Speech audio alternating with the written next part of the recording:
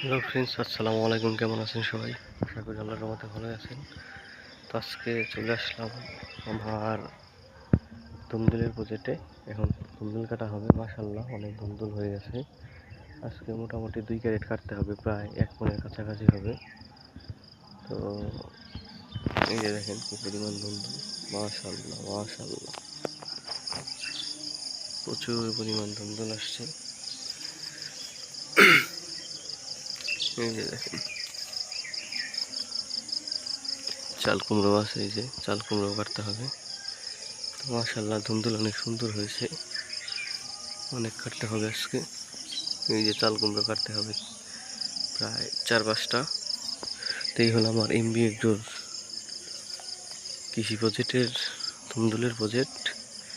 তো মাশাআল্লাহ, অনেক ধুমদুল আসছে, এই যে দেখতে পাচ্ছেন।